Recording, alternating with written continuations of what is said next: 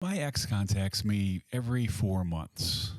Not roughly or approximately, every 4 months, almost to the week. Like there's a calendar reminder on her phone that says, time to check if he still picks up. She did it again this week. And I'm telling you right now, she'll be back in either October or November. I'll explain how I know the exact month in a moment. Today, I'm breaking down what this behavior actually is, why it runs on a schedule, and why the message is always bait with no payoff. And the uncomfortable part, why it almost always works every single time. If you have an ex who circles back like a comet, this episode is going to feel like I'm reading your texts. Here's what happened. She called me out of the blue. I didn't pick up. I never pick up. So she leaves a message. She has information about some eyeglasses I might be interested in, and she's been thinking about things lately, and she wanted me to know that I was right about a couple of things. What things? Doesn't say. What information about the glasses? Doesn't say. Just, I have something for you. If you want it, you know how to reach me. Now, if you've never dealt with this pattern, this sounds almost sweet, like she's thinking about you.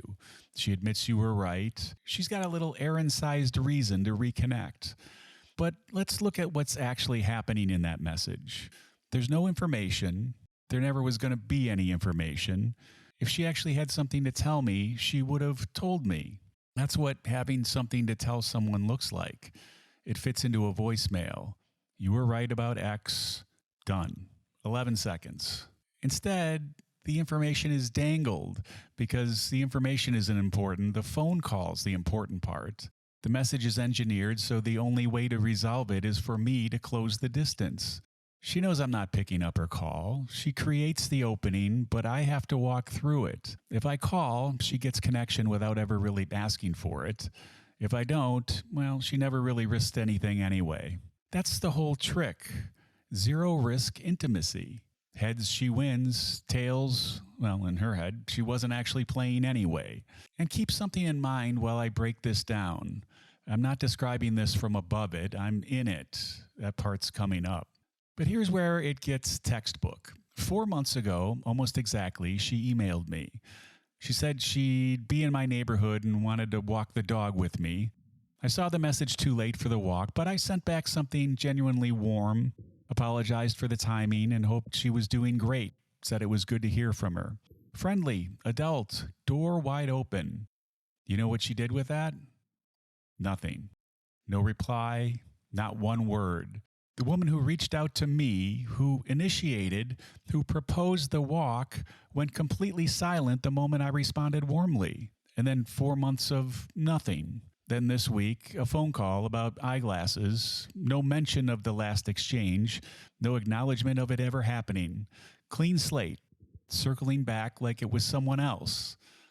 Now, if you're thinking, that makes no sense, why pursue you, then vanish the second you're nice to them? You're thinking like a sane person. However, that's not going to help you here because you've just met avoidant attachment. Once you see how this operates, you'll never be confused by one of these people again. She wants connection. I know that. She wouldn't keep calling me if she didn't. But actual connection requires vulnerability. And vulnerability is the thing that their entire system is built to prevent. So she engineers contact that can't cost her anything. The vague voicemail, the dangled information, the you know how to reach me. Every one of those moves creates possibility of connection while putting all the risk on me. She's never going to show up in person, face to face. I mean, that would go against everything she's trying to do here. And vanishing after my warm reply, well, that's the tell most people misread. She chased while it was safe, because wanting something that isn't happening yet is safe. The moment I reciprocated, the moment the walk became real, the connection got real. And real is exactly what her system can't tolerate. My friendly email wasn't received as kindness. It was received as a threat. So the system did what the avoidant does, deactivate and go silent. The 4-month interval isn't a game she's consciously playing. It's her cycle time. Distance builds until loneliness overrides the avoidance.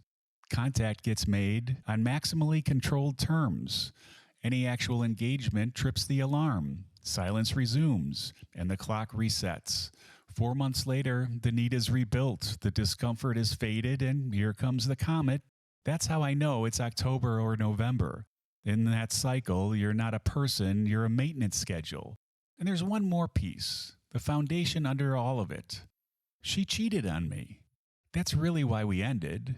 And she's never admitted it, not once. And I'm convinced she never will, because I don't think she believes it. Not in a won't say it out loud way, but genuinely doesn't hold it as true. That used to baffle me until I understood it's the same architecture as everything else. Admitting what you did requires sitting in the discomfort of having done it. Avoidance handles all that the way it handles everything, by making it not have happened. The cheating didn't happen. The ignored email didn't happen. Every 3 months, history is wiped, and she approaches it like it's the first time. Avoidance, at its core, is a system for never having to acknowledge anything. Not to you, not to themselves. Now, here's the part that I'd rather skip, but you don't get to diagnose someone else's pattern without looking at your own. Every 4 months, when she resurfaces, she looks better than the time before, and she hasn't changed. Nothing about the situation has changed. What's changed is my memory, because memory keeps the highlight reel and somehow deletes the rest. The first 3 months with her were genuinely great. Some of the best months I can remember, actually. Everything after that was not, and she cheated. Those are facts. But the bad footage degrades faster than the good footage, and it turns out in 4 months is just about how long it takes my memory to finish the edit. She comes back right as the highlight reel finishes rendering. Every time, her cycle works because of my cycle. That's the uncomfortable symmetry. The avoidant resurfacing schedule and the human forgetting schedule are synchronized, and neither of us set it up that way on purpose. That's why an X on a schedule keeps countless people on a string. It's not that they're irresistible, it's that they've accidentally timed their returns to the exact moment your defenses are weakest. So, what do you do with this? Not what you think. I'm not telling you to block them. For a lot of people, it just adds drama to a dynamic that feeds on it. The point is recognition. 3 things.